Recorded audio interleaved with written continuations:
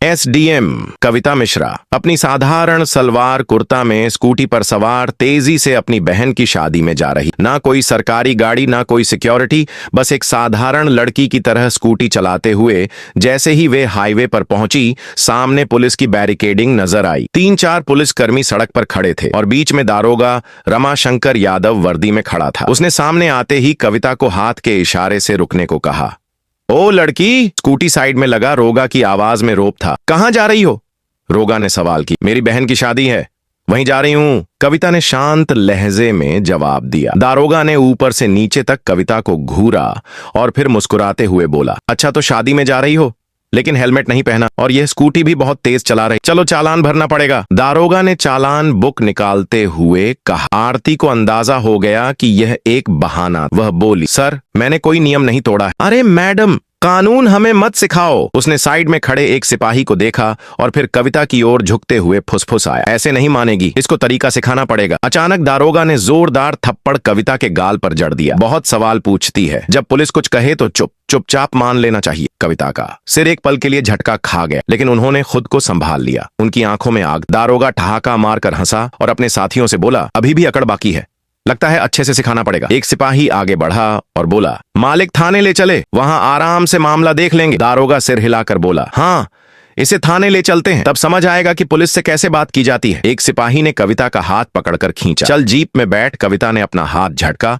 और गुस्से से बोली, हिम्मत मत करना। दारोगा का पारा चढ़ गया। उसने अपने एक आदमी से कहा, इसका घमंड तोड़ो। एक सिपाही ने आगे बढ़कर कविता के बाल खींचे और जबरदस्ती घसीट की कोशिश की। कविता दर्द से कराह उठी, लेकिन अब भी अपनी पहचान छुपाए रखी। वह देखना चाहती थी कि ये लोग कितनी गिरी हुई हरकत कर सकते हैं। कविता अब कुछ बोलने ही वाली थी कि एक पुलिस वाले ने गुस्से में उनकी स्कूटी को लात मार दी। बड़ी आई शरीफ बनने, अब तेरा खेल खत्म। कविता पूरी तरह समझ गई थी कि यह लोग कितने नीचे गिर सकते हैं। दरोगा की आंखों में गुस्सा था। उसने जोर से चिल्लाकर कहा, बहुत देखे हैं तेरे जैसे अकू लोग पुलिस से भिड़ेगी, अभी औकात दिखाता हूं। कल रही ले चलो इसे थाने, वहीं समझाएंगे।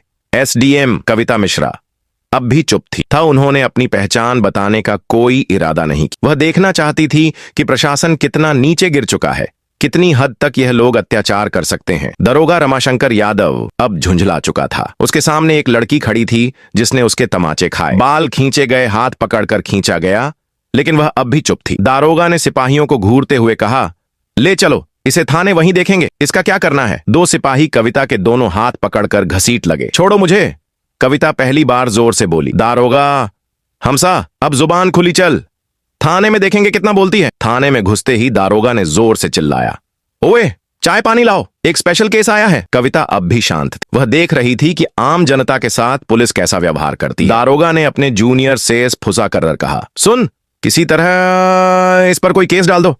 सिपाही बोला, क्या केस सर? दारोगा हंसा, कोई भी चोरी जेबत राशि बस अंदर डालना है। कविता सब सुन रही थी, लेकिन अब भी कोई प्रतिक्रिया नहीं थी। दारोगा टेबल पर बैठ गया और कलम घुमाते हुए बोला, नाम बता, घर का पता बता। कविता चुप। रुगा ने फिर से पूछा, नाम क्या है? कविता अब भी चुप। दारोगा ने मेज पर जोर से हाथ मारा। सुनाई नहीं देता तुझे? नाम बता अपना। रेखा त्रिपाठी। कविता ने झूठा नाम बताया। दारोगा, हंसा, बहुत समझदार है तू, लेकिन ज्यादा चालाकी मत कर वरना बड़ी गलती होगी। कविता को जबरदस्ती लॉकअप में डाल दिया गया, एक गंदा बदबूदार कमरा जहां पहले से 2 महिलाएं बैठी थी। क्या किया तूने? एक औरत ने पूछा। कुछ नहीं।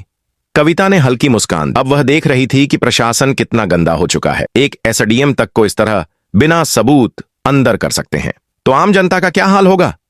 कविता एसडीएम अब लकब के अंदर। वह बस देख रही थी, सुन रही थी और सब कुछ समझ रही थी। आखिर प्रशासन कितना गिर चुका है, वह हर हरकत पर गौर कर रही। रोगा ने एक फर्जी रिपोर्ट तैयार करवाई। इस पर चोरी और ब्लैकमेलिंग का केस डाल दो, दरोगा ने फाइल को ठोकते हुए कहा। सिपाही झिका, लेकिन सर बिना सबूत के। रोगा हंस पड़ा। सबूत इस थाने में सबूत बनाए जाते हैं। थोड़ी देर बाद एक सिपाही आगे बढ़ा और जोर से कविता के कंधे पर धक्का मारा। कविता दीवार से टकराई, लेकिन उनके चेहरे पर कोई डर नहीं था। दारोगा ने हाथ उठाया और थप्पड़ मारने ही वाला था कि रुक जाओ। दरवाजे पर एक पुलिस अधिकारी खड़ा था। दारोगा नीरज तिवारी। थाने में उसकी छवि थोड़ी ईमानदार अफसर की थी। उसने थाने के अंदर की महिलाओं को देखा।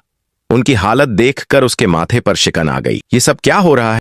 उसने सख्त आवाज में पूछा। दारोगा रमाशंकर मुस्कुराया, कुछ नहीं सर, एक सड़क छाप लड़की ज्यादा होशियारी दिखा रही है, जरा सबक सिखा रहे हैं। नीरज तिवारी ने गौर से कविता को देखा। उनके हाव भाव किसी साधारण महिला जैसे नहीं। इसका क्या जुर्म है? नीरज ने रमाशंकर से पूछा। रमाशंकर हड़बड़ा गया। सर, इसने चेकिंग के दौरान बदतमीजी की थी। नीरज तिवारी को कुछ गड़बड़ लगी। नीरज ने कविता की तरफ देखा। तुम्हारा नाम क्या है? कविता शांत। दारोगा, रमाशंकर ने हंसते हुए कहा। सर, ये तो अपने नाम तक नहीं बता रही। नीरज अब पूरी तरह सतर्क हो गया था। ठीक है, इसे दूसरी कोठरी में डाल, उसने सिपाही को आदेश दिया। रमाशंकर हैरान रह गया। सर, लेकिन री ने उरा, मैं देखूं कि यह खी है कौ। नीरज तिवारी के आदेश पर कविता को एक दूसरी कोठरी में डाल दिया। यह कोठरी पहली से भी ज्यादा अंधेरी और गंदी थी। कविता ने चारों तरफ नजर दौड़ाई। कमरे में एक टूटा हुआ टेबल और एक जंग लगा लोहे का रड पड़ा था। कविता अब इस प्रशासन का गंदा चेहरा और गहराई से देख रही। यह सिस्टम कितना गिर चुका है। उनका हर मिनट का अनुभव यह साबित कर रहा था कि कानून सिर्फ कागजों में ही था। अचानक एक सिपाही सर, एक बड़ी गाड़ी बाहर खड़ी है। रमाशंकर चौंका। गाड़ी कौन आया है? सिपाही ने घबरा कर कहा। सर, गाड़ी सरकारी है। सिपाही बाहर गया, लेकिन जैसे ही उसने गाड़ी के अंदर झांका, उसकी आंखें फटी रह गई। सिपाही हड़बड़ा हुए अंदर आया और धीरे से बोला, सर, वो क्या हुआ? कौन है? रमाशंकर झुंझला उठा। सिपाही ने कांपते हुए कहा, सर, डीएम साहब। रमाशंकर का चेहरा सफेद पड़ गया। नीरज तिवारी भी चौकन्ना हो गया। अब मामला बहुत बड़ा हो चुका था। डीएम साहब ने थाने में कदम रखा। उनकी आंखों में गुस्सा था। उन्होंने रमाशंकर और देखा और कड़क आवाज में पूछा, दारोगा, रमाशंकर, क्या चल रहा है यहां? रमाशंकर घबराया हुआ बोला, सर साहब, कुछ नहीं, बस एक मामूली केस था। डीएम साहब ने टेबल पर पड़ी कविता की फाइल उठाई और ध्यान से पढ़ी। उनका माथा से भर गया। फिर उन्होंने कविता की ओर देखा। इस महिला पर 420 और ठगी का केस। डीएम साहब की आवाज गूंज उठी। उन्होंने रमाशंकर की ओर देखा। क्या सबूत है तुम्हारे पास? रमाशंकर अब पूरी तरह फंस चुका था। डीएम साहब ने कविता से सीधा सवाल किया, आपका नाम? कविता ने हल्की मुस्कान दी और पहली बार अपना नाम बताया, कविता शुक्ला, एसडीएम। पूरा थाना हक्का बक्का रह गया। रमाशंकर के हाथ पैर कांपने लगे। सारे पुलिस वाले चौंक कर खड़े हो गए। रमाशंकर के पैरों तले जमीन खिसक गई। एसडीएम मैडम, जिसे वह ठग समझकर फर्जी केस में फंसा रहा था, वह खुद एसडीएम निकली। थाने के सारे पुलिसकर्मी इसमें आ गए। डीएम साहब ने घूरते हुए कहा, दारोगा, रमाशंकर, तुम्हारी हिम्मत कैसे हुई एसडीएम मैडम पर झूठा केस डालने की? रमाशंकर कुछ बोलने ही वाला था कि नीरज तिवारी ने तेज आवाज में कहा, सर, मैंने पहले ही कहा था कि कुछ गड़बड़ है। अब रमाशंकर अकेला पड़ चुका था। कविता ने अब अपना असली रुख दिखाया। उन्होंने शांत लेकिन सख्त आवाज में कहा, दारोगा, रमाशंकर, तुम सस्पेंड हो। तुम्हारे खिलाफ विभागीय जांच होगी और तुम पर केस दर्ज किया जाएगा। रमाशंकर के होश उड़ गए। सारे पुलिसकर्मी अब रमाशंकर से दूरी बनाने। नीरज तिवारी ने तुरंत हवलदार को आदेश दिया, रमाशंकर को हिरासत में लो। जैसे ही हवलदार रमाशंकर को पकड़ने आगे बढ़ा, अचानक रमाशंकर ने जेब से एक कागज निकाला। उसने मुस्कुराते हुए कहा, लेकिन यह देखिए। उसने वह हवा में लहराया। डीएम साहब और एसटीएम। कविता ने उसे ध्यान से देखा। रमाशंकर ने ठहाका लगाया, यह रहा मेरा ट्रांसफर ऑर्डर। 3 दिन पहले ही मेरा ट्रांसफर हो चुका है, तो अब आप मुझे सस्पेंड नहीं कर सकती। थाने में फिर से सन्नाटा छा गया। कविता ने कागज अपने हाथ में लिया और गौर से पढ़ा। क्या यह असली है? डीएम साहब ने कड़े स्वर में पूछा। डीएम साहब ने नीरज तिवारी की ओर देखा और बोले, इस कागज की तुरंत जांच करो। अगर यह असली निकला तो भी रमाशंकर का निलंबन रोका नहीं जा सकता। रमाशंकर की हंसी अचानक गायब हो गई, क्योंकि अगर कोई भी सरकारी कर्मचारी ट्रांसफर के बाद भी गलत गतिविधियों में शामिल होता है तो उस पर कार्रवाई की जा सकती है। अब रमाशंकर की हालत बिगड़ने लगी। नीरज तिवारी तुरंत ऑनलाइन सिस्टम में रमाशंकर का रिकॉर्ड चेक करने लगे। नीरज ने सिर उठाया और कहा, सर, यह कागज असली है, लेकिन रमाशंकर ने अभी कार्यभार नहीं सौंपा था। मतलब यह कि रमाशंकर अब भी इस थाने का प्रभारी था और उसी दौरान उसने यह सब किया था।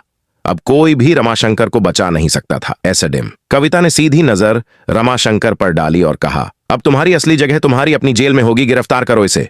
डीएम साहब ने आदेश दिया। अगला भाग तैयार है, जारी रखें। भाग 13। क्या रमाशंकर अकेला था? जैसे ही रमाशंकर को गिरफ्तार करने का आदेश हुआ, पूरा थाना हिल गया। रमाशंकर को पहली बार एहसास हुआ कि अब वह बच नहीं सकता, लेकिन अचानक उसने कहा, ठहरिए एसडीएम मैडम, मैं अकेला नहीं हूं।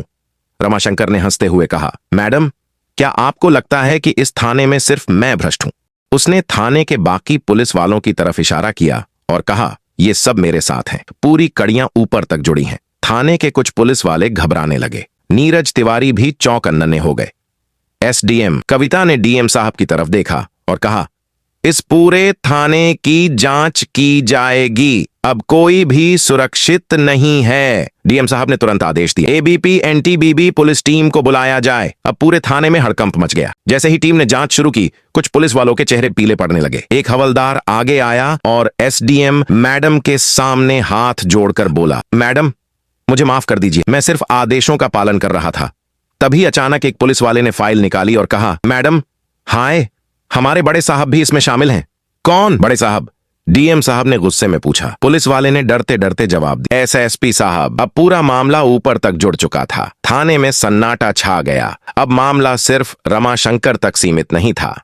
डीएम साहब ने गहरी सांस ली और फिर सख्त आवाज में बोले, इस थाने का पूरा स्टाफ तत्काल प्रभाव से निलंबित किया जाता है। जैसे ही यह आदेश मिला, थाने के पुलिस वालों के होश उड़ गए। कुछ पुलिस वाले अपने फोन निकालकर किसी को कॉल करने लगे। कुछ लोग चुपचाप सिर झुकाकर खड़े हो गए, तो कुछ दारोगा आप भी बचने का रास्ता ढूंढ रहे थे, लेकिन कोई नहीं बच सकता था। एसडीएम कविता ने डीएम साहब की तरफ देखा और बोली, अब हमें एसएसपी साहब से भी जवाब लेना होगा। डीएम ने तुरंत आदेश दिया, एसएसपी को अभी बुलाया जाए। अब इस मामले ने पूरे जिले में हलचल मचा दी थी। थाने के बाहर कुछ पत्रकार गुप्त रूप से खड़े। जैसे ही उन्हें भनक लगी कि पूरा थाना सस्पेंड हो चुका है, वे तुरंत खबर फैलाने लगे। अब मामला खुलकर सामने आने वाला था। गाड़ी थाने के सामने आकर रुकी। एसएसपी साहब खुद आ गए थे। एसएसपी साहब थाने पहुंचे। उन्होंने चारों तरफ नजर दौड़ाई।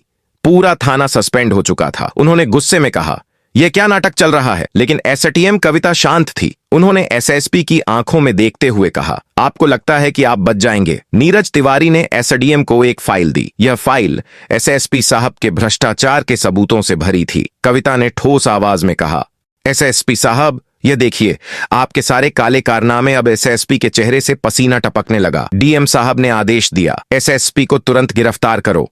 अब पूरी पुलिस फोर्स हैरान थी। इतने बड़े अधिकारी को पहली बार किसी ने खुली चुनौती दी थी। जैसे ही एसएसपी की गिरफ्तारी हुई, पूरा मामला हिल गया।